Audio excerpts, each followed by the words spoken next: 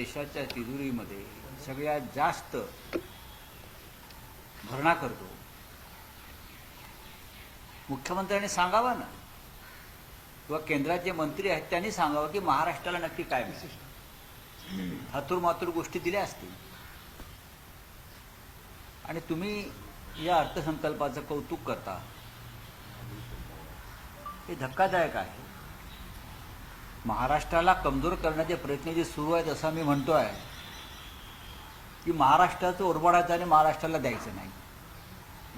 आज जी दिल्लीची शान शौकत आहे ही मुंबई आणि महाराष्ट्राच्या जोरावर आहे. पण काय आहे महाराष्ट्रासाठी? काय काय? बुलेट ट्रेन, हायस्पीड ट्रेन, त्याचा आम्हाला काही उपयोग नाही आहे. हे गुजरातसाठी करताय तुम्ही. महाराष्ट्रामध्ये, मराठवाड्यामध्ये 2025 मध्ये 2100 शेतकऱ्यांनी आत्महत्या केल्या. हे निर्मला सीतारामनांना माहीत नसेल तर मुख्यमंत्र्यांनी सांगायला पाहिजे. काय शेतकऱ्यांसाठी, कष्टकऱ्यांसाठी?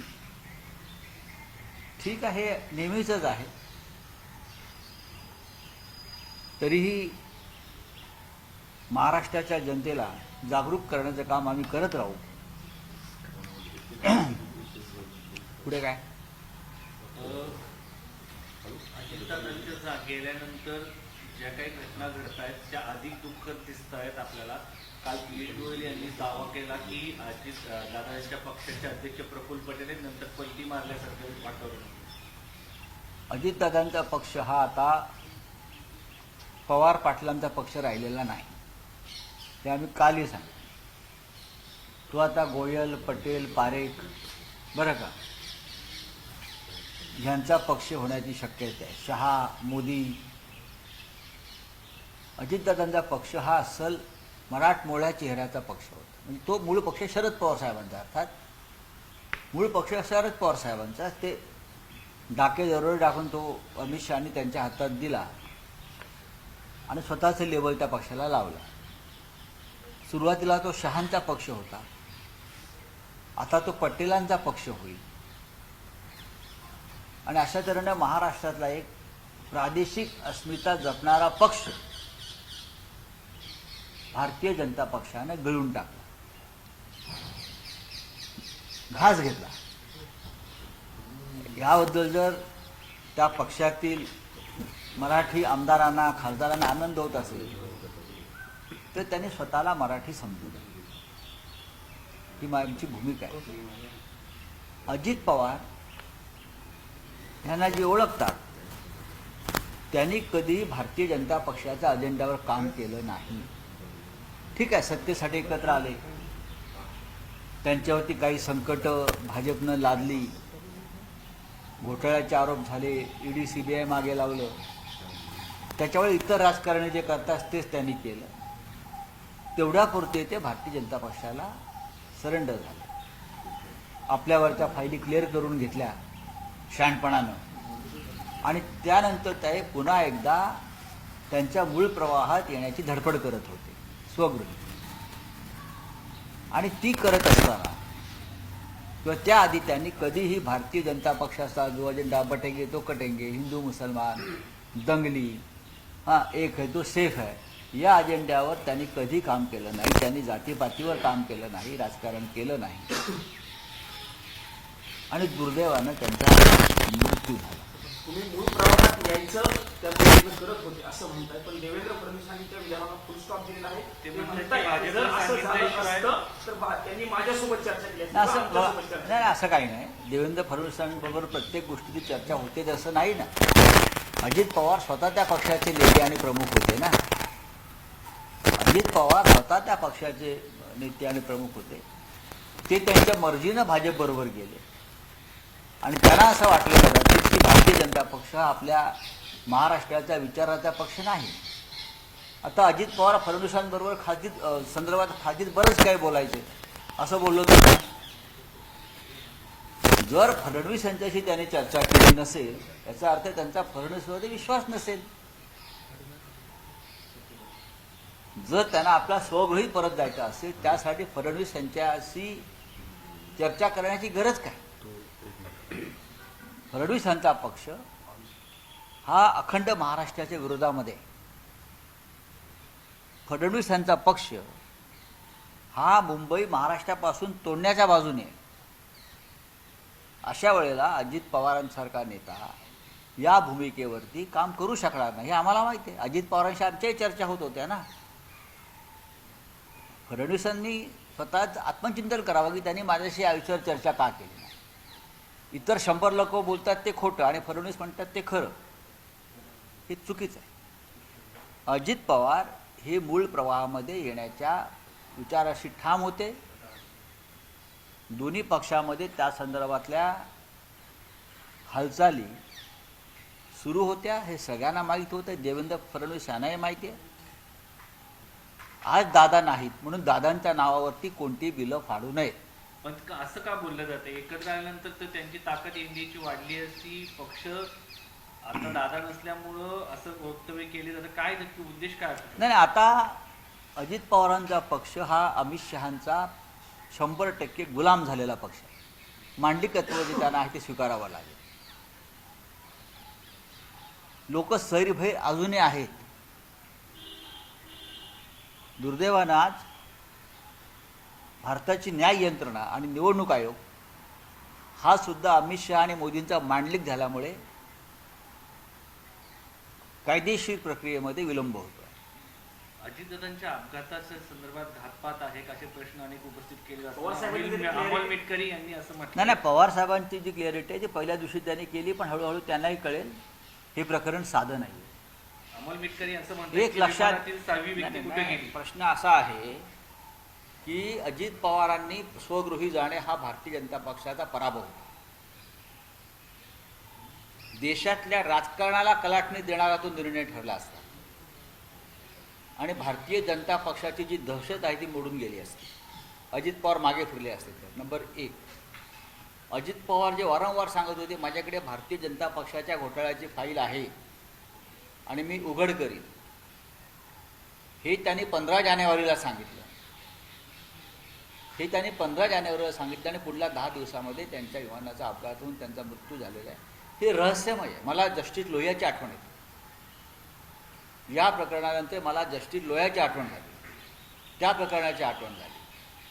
मी कोणावरती आरोप करत नाही, पण या लोकांच्या मनातल्या शंका आहे. अजित पवार यांच्या पक्षाचे एक आमदार अमोल मिटकरी यांनी काही प्रश्न उपस्थित केलेले आहेत. मी ते वाचले आणि ऐकले. ते गंभीर स्वरूपाचे प्रश्न आहेत. अजित पवार यांच्यासारखा नेता विमानात बसतोय, त्यांच्याबरोबर कोणी प्रमुख व्यक्ती नाही, त्यांचा OSD नाही किंवा अमुक नाही, इतर काही गोष्टी नाही, विमानाचं मेंटेनन्सचं सर्टिफिकेट नाही. त्याच्यामुळे लोकांच्या मनामध्ये शंका येणार आहे. तुमच्याही मनात तशी शंका आहे? माझ्या मनात पहिल्या दिवशी शंका आहे. ज्या दिवशी अजित पवारांनी सांगितलं की भारतीय जनता पक्षाच्या घोटाळ्याची फाईल माझ्याकडे आहे आणि योग्य वेळी उघड करेन, तेव्हाच माझ्या मनात धस झालं. तेव्हाच याचा अर्थ असा होता की अजितदादांनी भारतीय जनता पक्षातून बाहेर पडण्याचा निर्णय घेतलेला आहे. सरकारमधला एक डेप्युटी CM उघडपणे सांगतो की यांच्या घोटाळ्याची फाईल माझ्याकडे आहे. यांनी त्यावेळेला 1995च्या काळामध्ये काही कोटी रुपये सिंचन प्रकल्पाचं बजेट वाढवून ते पक्षनिधीमध्ये कसे वळवले हे जेव्हा अजितदादा सांगत होते तेव्हा मी त्यांची बॉडी लँग्वेज पाहत होतो. मला ते स्पष्ट दिसत होतं की अजितदादांना पुन्हा माननीय शरद पवार यांच्यासोबत जायचं आहे. तुम्ही आता बोलताना म्हटलं की पवार साहेबांना हळूहळू ती क्लॅरिटी येईल पुढे. शरद मग या अनुषंगाने तुम्ही पवार साहेबांशी काय शरद बोलणार? पवार यांनी जे काही तुमच्याही मनात ती वक्तव्य शंका केलं असेल. त्यावेळेस काही परिस्थिती निर्माण झाली ती लोकांमध्ये राग होता नक्कीच. आणि तो शांत करण्यासाठी असं वक्तव्य केलं त्यांच्या कुटुंबाकडे सांगितलं. माननीय पवार साहेब हे एक अत्यंत प्रगल्भ असं नेतृत्व आहे. कोणत्या वेळेला काय बोलावं आणि निर्णय घ्यावा हे त्यांना फक्त कळतं. मुंबईच्या बॉम्बस्फोटाच्या वेळेलाही त्यांनी 13 बॉम्बस्फोट झाले असताना 14 बॉम्बस्फोट झाले असं सांगितलं. याचं काही कारण होतं. त्याच्यामुळे शरद पवार साहेबांनी तेव्हा जे काय वक्तव्य केलं ती तेव्हाची गरज होती. पण त्या संदर्भात आता अजित पवार यांच्या पक्षाचे लोकच संशय आणि शंका घ्यायला लागलेले आहेत. आणि अमोल मिटकरी यांनी ज्या शंका उपस्थित केल्या आहेत जे काही प्रश्न निर्माण केले, मी स्वतः ते पाहून मलाही असं वाटलं की हा गंभीर विषय आहे. जर तुम्ही म्हणता 6 पॅसेंजर होते आणि 5च मृतदेह मिळत आहेत, मग ती 6वी व्यक्ती कोण आणि तिची बॉडी काय मिळाली? सगळ्या देह आतले जे होते जळून खाक झाले, ओळख पटवता येत नव्हती. अशा वेळेला दादांच्या जवळच्या सगळ्या ज्या फाईलचे कागद होते ते जळालेले नाही आहेत. बघा तुम्ही, ते जे पडले आहेत ते तसेच आहेत. काय दादांबरोबर ती भाजपच्या भ्रष्टाचाराची फाईल होती का? मुंबईतून घेऊन चालले होते बारामतीत सुरक्षित ठेवायला? असे अनेक प्रश्न आहेत. प्रवक्त्याच्या अनुषंगाने मग तुम्ही वरिष्ठांशी, खास करून पंतप्रधानांशी काही बोलणार आहात? मी कशाला बोलू? मी पार्लमेंटमध्ये हा विषय उपस्थित करेन. राज्यसभेमध्ये हो, नक्की करणार. आजच्या सामनाच्या अग्रलेखमध्ये तुम्ही म्हटले लई वंगाळ राजकारण. होय, लई वंगाळच आहे. हा दादांचा शब्द आहे. लई वंगाळ राजकारण झालं आहे. हे अजितदादानेच गेल्या 10 दिवसापूर्वी काही एका भाषणात त्यांचं ऐकलं की राजकारण लई वंगाळ झालं आहे, कंटाळा आला म्हटलं. वारंवार दादा अशा प्रकारची वक्तव्य का करत होते? त्यांना कसला कंटाळा आला? ते लोकांना सल्ले देत होते राजकारण वंगाळ आहे. म्हणजे काहीतरी पडद्यामागे घडत होतं, घडण्याची प्रक्रिया सुरू होती. चले बोलिये. सुरेंद्र पवार आज बाहेर पडत आहे सार्वजनिक. चांगली गोष्ट आहे. त्या राज्याच्या आता उपमुख्यमंत्री आहेत. दुःख विसरून त्यांनी शपथ घेतलेली आहे उपमुख्यमंत्री पदाची. त्याच्यामुळे त्यांना आता बाहेर पडावं लागेल. त्यांना कर्तव्याची भान असल्यामुळे त्या आता कर्तव्य पथावर आहेत. सर, तमिळनाडू विरोधात बोललात तर मुंबईत लाखोंची रॅली काढू असं तमिळ सेल्वम आमदार जे आहेत त्यांनी म्हटलेलं आहे. एक प्रकारे हा मुंबईमध्ये खास करून तुम्हाला इशारा दिला असं म्हणायचं. आम्हाला कशाला तुम्ही आम्हाला का म्हणताय? महाराष्ट्राला नाही हा इशारा? हा इशारा 11 कोटी मराठी माणसांना नाही आहे का? हा इशारा देवेंद्र फडणवीसना नाही? हा इशारा भाजपमधल्या मराठी लोकांना नाही? हा इशारा राष्ट्रवादी काँग्रेस सुनीत्रा पवारांच्या नेतृत्वाखालच्या मराठी माणसांना नाही का? आम्हाला काय म्हणताय तुम्ही? हा, काढा ना मोर्चा, काढा. तुम्हाला संघर्ष करायचा आहे का? तुम्हाला इथे भांडणं लावायची आहेत का मुंबईत? हे बघा, ते जे कोणी तामिळ सेल्वन आहेत त्याने एक समजून घेतलं पाहिजे की त्यांच्या तामिळमधला एक नेता इथे आला आहे आणि त्याने महाराष्ट्राविरुद्ध वक्तव्य केलं आहे म्हणून आम्ही चिडलेलो आहोत. आम्ही तामिळ जनतेविरुद्ध भूमिका कुठलीच घेतलेली नाही आहे. आम्ही उलट ह्या माणसानं, तो जो कोणी नेता आला होता तिकडून, त्याचे कान उपटायला पाहिजे होते. ही दादागिरी कसली चालली आहे तुमची? देवेंद्र फडणवीसने दादागिरी मान्य आहे का महाराष्ट्राच्या विरुद्ध? तुमचा आमदार आहे भाजपचा, तो तुमचा माणूस इकडे येतो आणि महाराष्ट्राला, मराठी माणसाला मुंबईत तुमची नाही सांगतो आणि याचं समर्थन हा तामिळ आमदार करतोय का?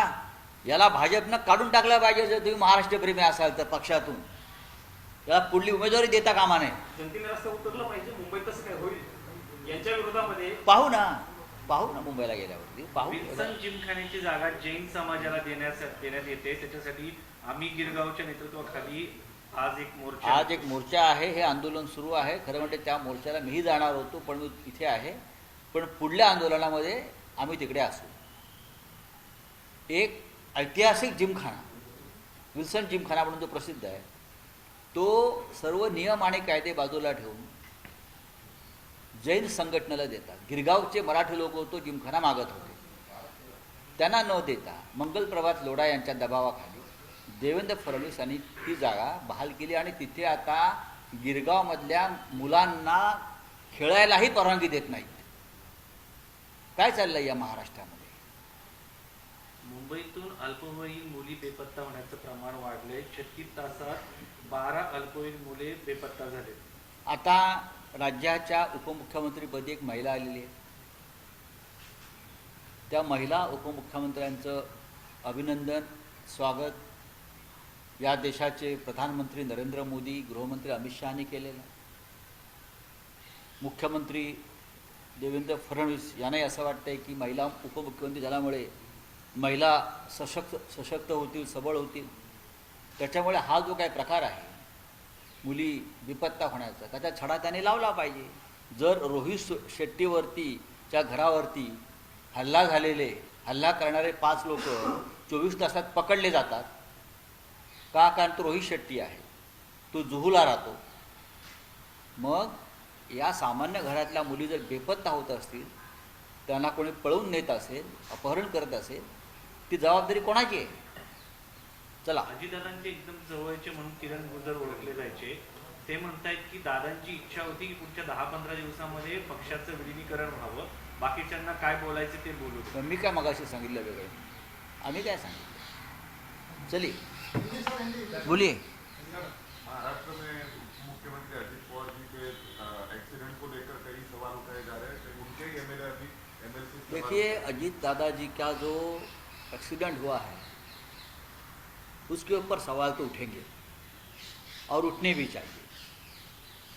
अजीत दादा पवार जैसी एक लीडर, एक बड़ा नेता महाराष्ट्र का, जिस प्रकार से विमान दुर्घटना में उनकी मौत हो गई और जो तथ्य सामने आ रहे हैं, मुझे लगता है उसके ऊपर सिर्फ हम जांच करेंगे, हम रिपोर्ट देंगे, नहीं, कुछ ना कुछ गड़बड़ है.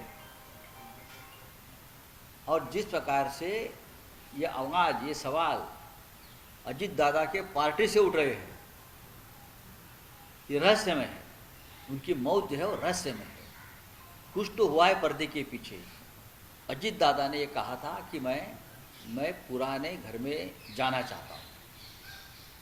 फिर अजीत दादा ने कहा, उसके बाद बीजेपी के लोगों ने अजीत दादा को धमकाया कि अभी तक आपकी सिंचन घोटाले की फाइल बंद नहीं हुई है भाई. ये धमकी थी अजीत पवार. फिर अजीत पवार ने जवाब दिया, मेरी बात छोड़ दीजिए, आपके सिंचन घोटाले की फाइल मेरे पास है. उसके बाद 10 दिन बाद अजीत पवार की रहस्यमय रीत्या मौत होती है. उसका क्या अर्थ हम कहें?